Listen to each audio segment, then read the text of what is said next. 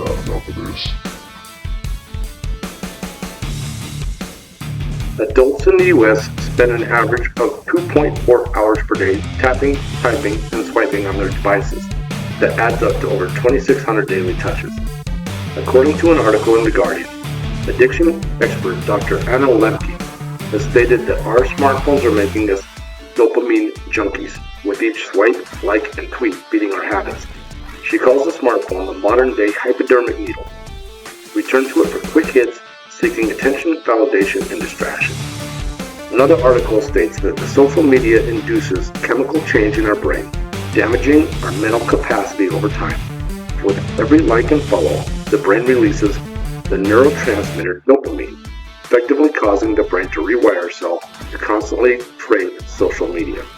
Lemke says almost every behavior has become drugified. We're not able to take joy in the more modern rewards, Lemke says. Now our drug of choice doesn't even get us high. It just makes us feel normal. And when we're not using, we're experiencing the universal symptom of withdrawal from any addictive substance, which are anxiety, irritability, insomnia, dysphoria, and craving. Social media is not real. It literally has no depth, empathy, reality, or quantitative redeeming qualities. Reels, biased news, racism, echo chambers of hate, it's a dilemma because deep down, we all get pleasure from it. Even the divisive content brings us some form of pleasure, even though we generally loathe to admit it.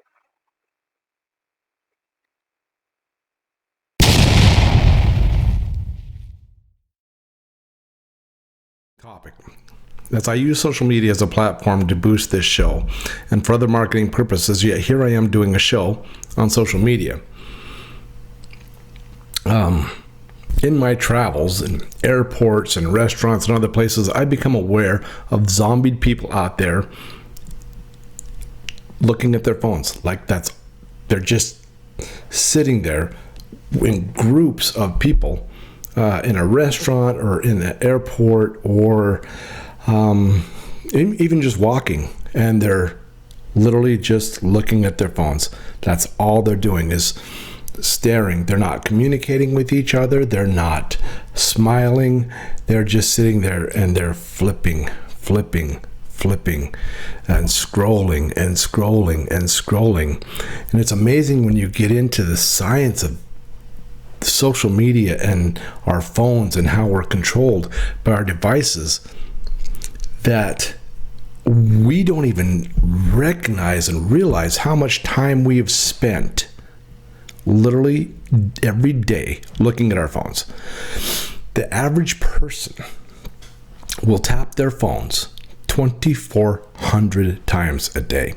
That's 876,000 times a year, 917 hours a year,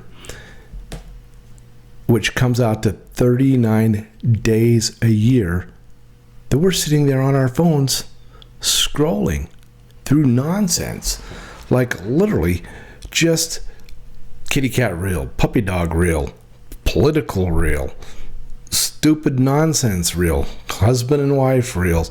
And don't get me wrong, I think they're all funny and they're entertaining, and some content is absolutely hysterical, and it takes us away from our everyday garbage that we sometimes deal with the mayhem the world is kind of going through right now. And it's good to have that little release to sit there and look at stuff. But when you sit back every day at the end of the day and you realize how much time you've wasted on your phone or on your tablet or sitting there watching TikToks or scrolling Instagram and like, or then you come across something that triggers you and then you've got to make a comment because you don't like what that person says. It's amazing how much we have actually wasted our time every single day to where we have spent, as an average adult, 39 days out of a year. That's 24-hour days scrolling. And when you put it in that perspective, it is really, really dangerous where we're at. We're becoming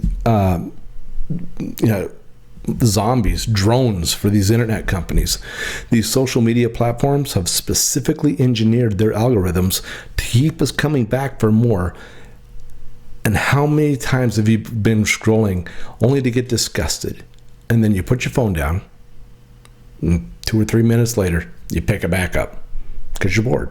Because you need that dopamine hit of the scroll, the likes, the seeing if you got a like, seeing if you did something that someone found funny or entertaining, or seeing if you said something that triggered somebody, and so you can get into an internet war with somebody. It's a dopamine spike that keeps us coming back. Our brains literally want that happy little feeling we see when we open up our phones and we see a notification that says we've got something, whether it's a like or a comment or whatever. And why do we keep craving that and coming back for more and wasting our time? The internet companies, the social media companies, they give us all this stuff for free. Every single platform that I use is free. They do it because they get advertising. And the more we're on, the more clicks, the more likes, the more the algorithm pushes us, the more advertising dollars they get. And it all comes down to the great big bags of gold and silver. And they also do it to keep us sedated and complacent. They want us so immersed in our clicking and our scrolling that we literally become mindless drones. A drone will be compliant, and they will do what they're programmed to do. It's even more nefarious than that, though. And here's my biggest concern: the feminization of our young boys. Our young boys are literally being programmed to become effeminate through 2 different methods of inactivity. Because if you're not active and you don't have young boys that are out playing football and physically active, they are going to get fat and they're going to get feminized. They're going to lose testosterone. They will not generate this testosterone that actually, makes young boys men. And also through social programming, the social media companies, especially TikTok, they want young boys to be non-combative, compliant little slugs. And this is a real concern. If you don't have boys that grow up to be men, societies collapse. And I believe this is a planned takedown of great societies through feminizing and making young men, young boys that can't or won't turn into men. And all you got to do is look at a lot of the TikTok reels and a lot of the young men, young boys that are making content on there. And it's literally scary to watch the level of decline in men. Even men in their 20s have such feminine qualities that it's really quite terrifying. So I believe this is intentional. I believe it's disastrous for society because it's how people in other countries can take down a powerful nation without ever firing a shot.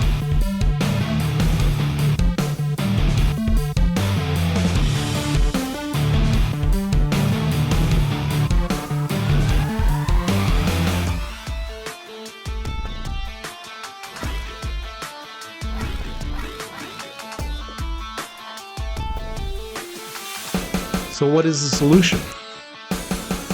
I believe it's a social media detox. A social media detox gives you a chance to clear your mind. It gives you clarity of thought without being cluttered up with all of the digital clutter that comes with your social media accounts. We're seduced into this online world of filters and influencers and false versions of what we believe our neighbors and our friends and the people that we see their lives to be. It's all fake. It's their best pictures, their best meals, their captions are meant to capture our imaginations as to how good life can be when they do their once a year trip to the Bahamas or to their once a lifetime vacation to Hawaii. This is a recipe for disaster when it comes to our mental health because we're constantly comparing ourselves to things that aren't real. And imagine how stressful that is when you're thinking about uh, these things that aren't real that you're seeing constantly being bombarded with these images of things that people want you to see. How much better your mental capacity would be if you detoxed. If you detoxed from the newsreels and from the headlines that are meant to make us feel an emotional response. These social media companies, they hire psychologists and they hire um, these these scientists that their whole job is to mentally manipulate us into being lab rats. They want us clicking. They want us to um, constantly be scrolling and clicking so that they're going to get those ads, and those ads are sent to us, and it comes down to bottom line. We are their experiments. We are their control group. They love dominating our lives uh, through a screen. So taking a break from social media gives us a chance to step back into a reality, into the world that's real around us, into our families, into our children's lives, into our physical health, our physical health and our well-being, our mental well-being, and our focus will become the next notification to see if we got the like or the comment or the follow.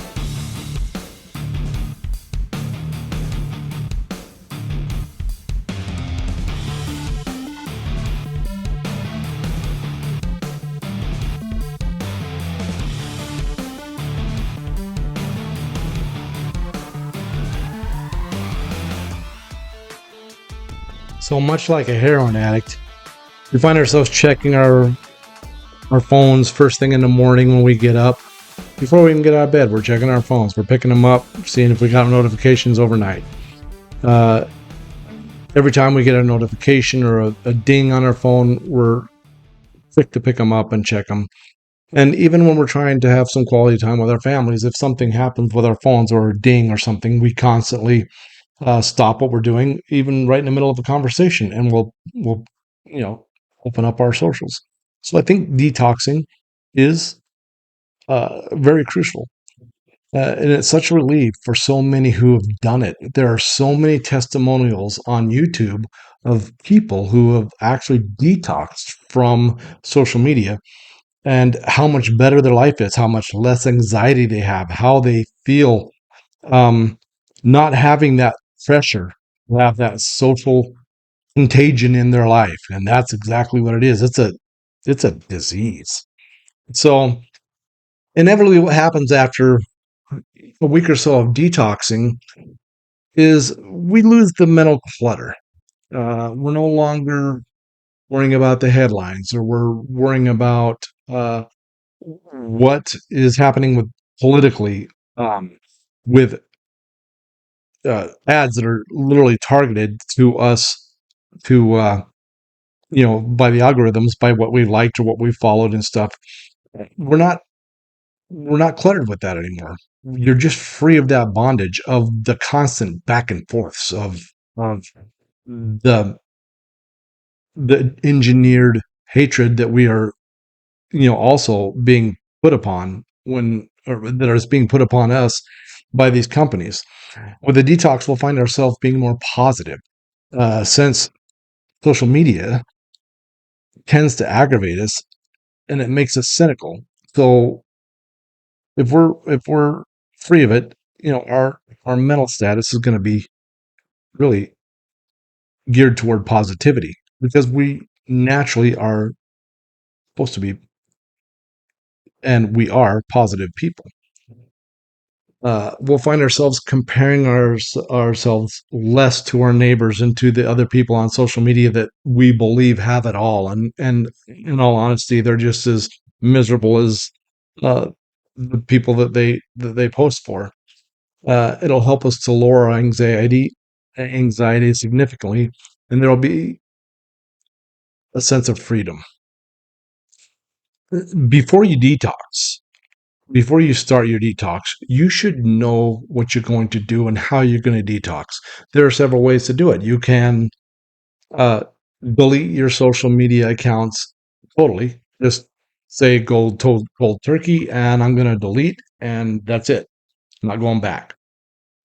A lot of people don't want to do that, so they'll delete the app. Stay logged in to their accounts, but just delete the app.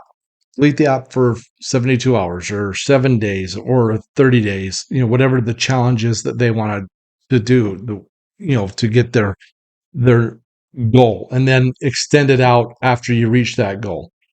Or some people will even just say, okay, I'm going to remove these social media icons from the front of my phone, and I'm going to put it on the back page of my phone, or even 2 pages back. And that way, they're not at your fingertips. So every time you open your phone, you see that uh, icon with a notification in it. And so it makes it to where you consciously have to swipe 4 or 5 pages of apps to get to your socials. And maybe by the time you've hit the third page, you're like, oh, I'm on a detox. I'm not going to do this. I'm not going to go down that road. So you need to know and kind of have a plan of what you're going to do. I kind of suggest if you're going to detox to actually delete the app. You don't have to delete the whole account, because then if you do and then you decide to come back, it's a pain because you got to rebuild it and start over with your friends list and your followings and stuff. So uh, I would I would just suggest deleting the app, reinstalling it after your detox is over, or if you decide you like not being on social media, hey, don't ever put it back on. So you kind of have to have a plan of how you're going to go about it, but you also have to have a plan of what you're going to do while you detox. Um, are you going to do more reading? Are you going to do some projects around the house that you've always been wanting to get to that you've never actually got to? Or are you going to, start walking more, exercising? Are you going to go to a gym and get a gym membership, or start yoga, or, you know, um, start riding a bike? Uh, for me, my bike has a throttle on it, so that's a big thing for detox. I think I could probably enjoy that a lot. And even just getting really good about doing household chores, keeping up on things that you might have let go a little bit, through your scrolling, and let the dishes pile up, and it becomes a habit. So, just kind of be aware of how you want to proceed going through the detox. And another common concern with doing a detox is if you have a business account on your socials.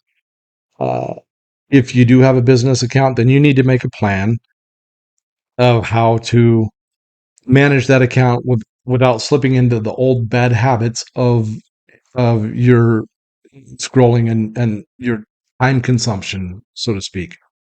So if you find yourself where you can manage your business and it's strictly uh, becomes a business interaction every time you're on, that's great. But if you find yourself slipping back into that personal aspect of it, maybe it's, you should start a new account strictly for that business and not do any kind of personal interactions that can get you caught up into those old bad habits again. So, start a new one, delete the personal ones, or put them back in the back page, and don't go to them, especially while you're on your social media fast, so to speak. And then just decide how you want to check those apps weekly if you are detoxing, whether you want to do a weekly check or you want to, do a whole 30-day check or something. I just think, the longer you can go without literally picking up your phone and compulsively swiping, the better off you're going to be. This single act of detoxing will make you conscious of your decisions, and the decisions that you have made innumerable times, just picking up your phone and swiping and swiping and swiping, and how much it can separate you from, your family and your loved ones, and how much time it takes away from them. So I think it'll be incredibly beneficial if this is something you want to go down, to give you some peace and some clarity in your life. So in conclusion, I think it's important to not be hypocritical and say I'm never going to use social media, because I am. I have several adventures and business that I'm promoting through social media, and I want it to work for me. And I think it has its useful applications. But I also intend to intentionally be less active on social media. I want to inspire people to do more with their lives, to be more productive and spend more time with their families instead of flipping through their screens and wasting all these hours on the platforms. I want to inspire young boys to become more active. I want to inspire my grandchildren to not rely on all of the nonsense that they see and believe all the nonsense they see on social media, and be less reliant on that and the social pressures that come from it, and become more reliant on themselves and the things that they can accomplish through not being so immersed in it. I believe that it has its place. I actually enjoy it to a certain extent, but I also think that it can be a real trap. So I think it comes down to, we just need to focus on ourselves being better people, and not so focused on what we're throwing out or what we're getting out from these platforms. I hope you enjoy the content that I put out on social media. I hope that you watch and that you do get the message, but I also hope that you understand that this is very important, to limit yourselves from things that can be very destructive. So anyway, it's been fun making this show. I hope you enjoy it, and let's talk again soon. Thanks for watching, and I hope you all have a wonderful, wonderful day. Be well, God bless, and be wonderful to one another.